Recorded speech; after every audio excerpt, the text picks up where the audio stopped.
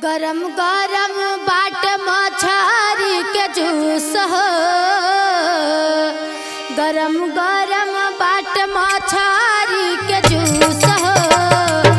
धीरे धीरे खाला राजा चूस चूस हो, धीरे धीरे खाला राजा चूस चूस हो।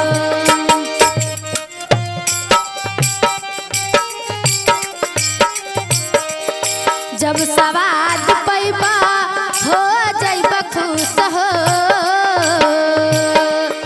जब सवाद पैबा हो जाइबा खुश हो।